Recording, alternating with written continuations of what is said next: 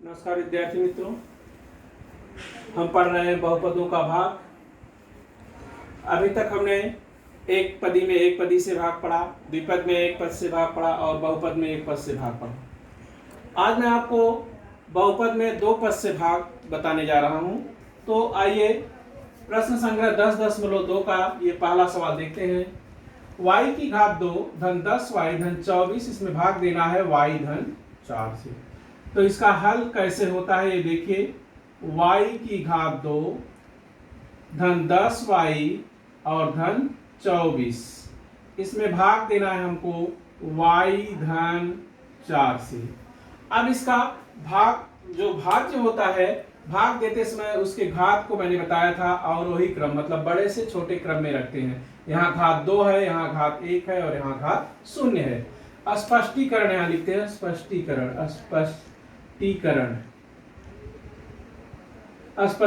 में क्या होता है कि यहाँ पर जो है भागफल कौन जाएगा उसको हम बताते हैं। जैसे पहला, इसमें सबसे अधिक घात भाज्य का है y की घात 2 और भाजक का सबसे अधिक घात है y। तो इस y से जो है भाजक के इससे y से भाग दे दिया यहाँ, तो यहाँ हो गया y, पहला भागफल गया y। अब इस y का गुणा इस दोनों में करते हैं तो यहाँ हो जाएगा y का घात 2 और प्लस 4y, y का गुणा 4 में किया 4y। अब इसको घटाते हैं और घटाने में चिन्ह बदल गया, ये घट गया, 10y में से 4y गया 6y और प्लस 24। अब देखिए यहाँ y का घात 1 है, यहाँ भी y का घात 1 है। अभी जब तक यहाँ पर भाज्य बहुपद में चरांक का घात और भाजक के चरांक के घात के बराबर होता है तब तक भाग जाता है। मैंने घात बताया था इसके पहले भी। अब देखिए दूसरा भागफल हमको निकालने के लिए 6y में फिर हमने y से भाग दिया, इसी y से। ये 6y है, सबसे अधिक घात वाला पद अब यही है यहाँ। तो इस y से यह y कट गया तो बराबर हो गया 6, तो यहाँ प्लस 6। अब इस 6 का गुणा किया तो 6y और 6 चौके 24 प्लस हो गया 24। जब इसको घटाया तो यहाँ देखिए घट गया, ये 0, ये घट गया, ये 0 हो गया, शेषफल हो गया 0। तो भागफल यह बराबर हो गया y प्लस 6 और शेषफल हो गया 0। तो इस तरह से पहला भाग मैंने आपको बताया। अब आपका दूसरा और तीसरा सवाल इस साल के लिए नहीं है। अब मैं आपको इसका चौथा सवाल बताने जा रहा हूं, तो उस पर ध्यान दीजिए।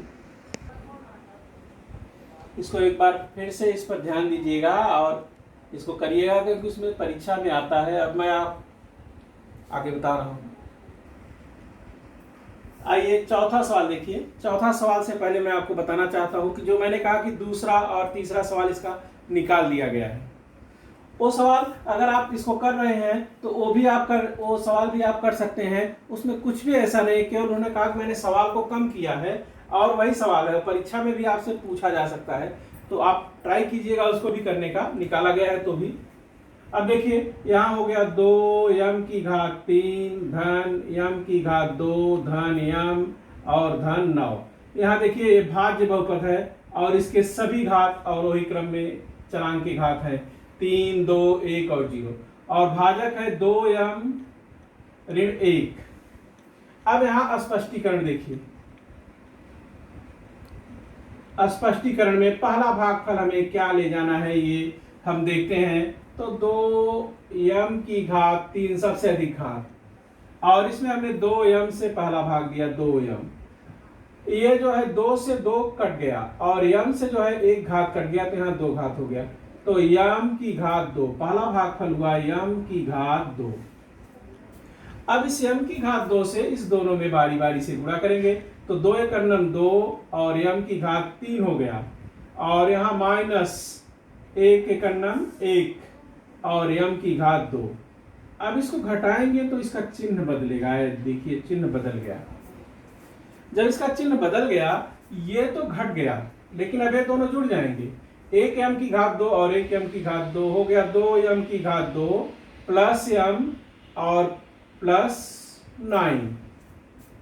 अब देखिए फिर हमें दूसरा भागफल ले जाने के लिए फिर स्पष्टीकरण की तरफ हम बढ़ेंगे। और इसमें 2m की सबसे अधिक घात वाला पद 2m है इसमें, और इसमें फिर हमने 2m से भाग दिया, 2 से फिर 2 कट गया, और m की घात 2 से यह m कट गया, बचा कौन? m। तो प्लस m दूसरा भागफल हुआ। अब यहाँ हो गया 2m का स्क्वायर, इसका गुणा किया, m का 2m में गुणा किया, 2m का स्क्वायर और माइनस m। फिर अब देखिए, फिर घटाए, चिन्ह बदला यहाँ और ये घट गए।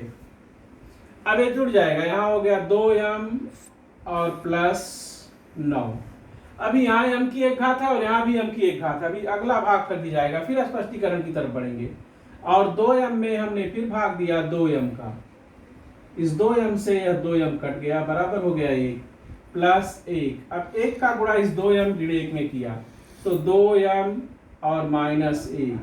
अब इसका चिन्ह फिर बदला और यहाँ प्लस हो गया, ये घट गया और 9 और 1 10। शेषफल कौन आया? 10। भागफल कौन आया? m की घात 2 प्लस m और प्लस 1। तो लिखेंगे भागफल बराबर m की घात 2 प्लस m प्लस 1 और शेषफल बराबर 0। तो इस प्रकार इसका चौथा सवाल आप देखिए और इसको एक बार पुनः देख लीजिए और ध्यान से इसको हल करिएगा। आ जाएगा सवाल 2m की घात 3 धन m की घात 2 धन m और धन 9। इसमें भाग देना है 2m माइनस 1 से। तो यहाँ पर हमने भाज्य लिख दिया, भाज्य बहुपद, और यहाँ भाजक लिखा।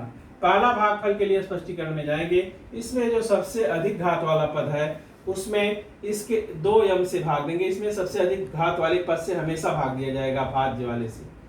तो यहाँ हमेशा 2m से ही भाग देना है। तो आपने पहली बार जो भाग दिया तो आ गया। ये आप सोच रहे होंगे कि m की घात 2 कैसे आया। देखिए यहाँ m घाते 3 का मतलब 3 बार हुआ, m गुणे m और बटे m, तो 1 m कट जाएगा, 2m बचेगा, m गुणे m, तो m की घात 2 हो जाएगा।